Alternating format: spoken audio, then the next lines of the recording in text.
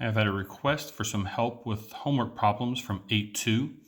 Here's the working of problems 1, 3, and 5 from 8.2's homework, which was what we did right before our break. First one, number 1, reads, a child's baton is 0.50 meters long and each end has a mass of 0.15 kilograms. What is the moment of inertia of the baton if the baton is twirled about the midpoint between the ends? What if it is twirled about an end? And then what if it is twirled about a point, 0.1 meters from one end? Work begins here. We start out by seeing that I've drawn a picture indicating how each one of these of the baton. The baton itself is considered massless as we were not given any information about it. And there is a mass on each end, M1 that has a mass of 0.15 kilograms and M2 which has a mass of 0.15 kilograms. In this case, both masses are the same. Now, the rod is 0.5 meters long, but we had 3 questions in this problem. Part A, where it was rotating around the middle, which I've indicated right here, rotating around that axis. Part B, when it is rotating around an end. And then part C, when it is rotating around a point 0.1 meters away from one end.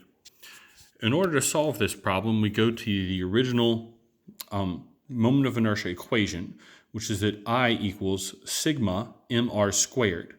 What that means is that for any point mass that we have to take the mass of that point mass and multiply it by the distance r from the point of rotation. For part A, when we do that, we have I equals mr squared. Mass on one end was 0.15 kilograms, and since it's revolving around the midpoint, that is 0.25 meters from the middle, each mass being the same. Now, when I do that, 0.15 times 0.25 squared, I get 0.009375. In this particular case, and only for this problem, I multiply that by 2.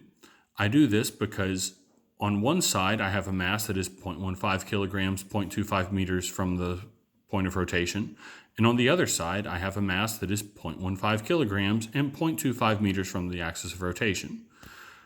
Multiplying it by 2 gives me 0.01875, which when I round to 2 significant figures gives me 0.019.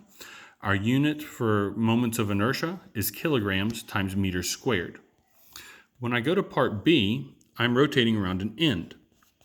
When I rotate around an end, one of the masses is still 0.15 kilograms, but it is now 0.5 meters away from the axis of rotation, which is at the other end.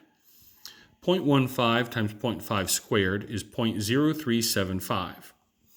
The other mass is located at the axis of rotation, therefore r is 0. 0.15 times 0 squared is 0. When I add these two together, I get 0.0375 kilograms times meters squared, which rounds to 0.038 kilograms times meters squared. The third part of our problem was when we were rotating around a point that was 0.1 meters from an end.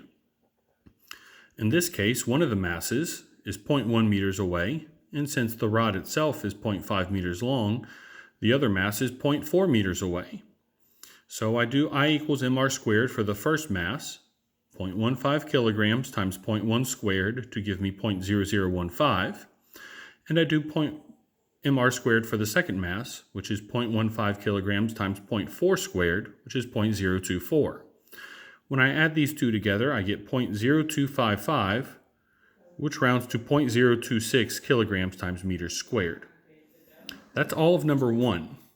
Number 3, also fairly simple. A 6.5 kilogram ball rolls down a hill. If the ball has a radius of 0.25 meters, what is its moment of inertia? A ball is considered to be a solid sphere. On your notes for 8.2, which we completed, I believe, on Thursday before we left, it might have been Friday, but on those notes, there were equations for different shapes. I'll pull them up on the screen right here. If you go to those,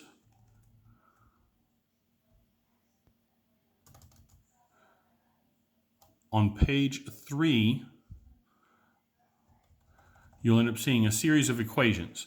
We use I equals mr squared when they are point masses attached to a rod or something like that. However, when the object we're dealing with is a specific shape, we have to reference this list of equations to figure out what it is we're looking for. We have an equation for a thin hoop. We have an equation for a solid cylinder. We have an equation, whoa, that jumped.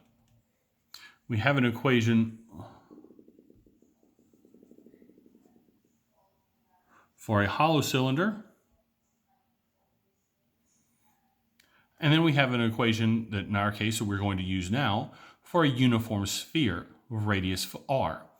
That is the one that pertains most specifically to this problem, as a ball is a solid sphere. Going back to the problem, remember it was a ball that was rolling down a hill. So for a solid sphere, I is equal to 2/5 mr squared. The mass of the ball was 6.5 kilograms, and it had a radius of 0.25 meters. Since I is equal to 2/5 mr squared, plug in 2/5, 6.5, and 0.25 squared. When all that is multiplied out, we get 0.1625, which rounds to 0.16 kilograms times meters squared. This brings us to problem number 5.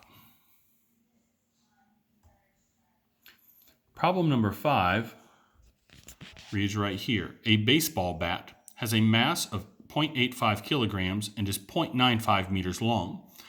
In order to maximize the impact on the ball, the bat must generate an angular acceleration of 350 radians per second squared. What is the torque on the bat? Assume the bat is acting like a thin rod. In order to calculate this one, we identify that we have a bat which has a mass of 0.85 kilograms and is 0.95 meters long. We have two different equations to solve for torque, which is what this problem is asking for. The first one is one we used before, which was force times radius. We have no reference to a force being applied and do not know what it is, even though one has to be being applied. The other equation was that torque was equal to I alpha, and that is the one we are going to use at this time. We know alpha because it gave it to us in the problem as 350 radians per second squared. In order to solve for the other part, we need to know what the moment of inertia is. Since it told us that this was a thin rod, we assume that a baseball bat is rotating around the end, because when you hold a baseball bat and swing it, you grab it by the end. So I is equal to 1/3 ml squared. This equation came from the same place that the sphere equation came from on the previous problem that was just explained. So we plug this in, 1/3 times 0.85 times 0.95 squared, which gives us 0.2557083 repeating kilograms times meters squared. With our angular acceleration of 350 radians per second squared, we now plug these into the torque equation, torque equals I times alpha. We take 0.2557083 repeating times 350 to get 89.497916 repeating. Since we are rounding to two significant figures, this rounds down to 89, our units for torque were newtons times meters. Those are present up here. We don't see it right off, but if we remember that a newton was a kilogram times a meter per a second squared, we see that we have newtons in there and a meter left over, which gives us newtons times meters.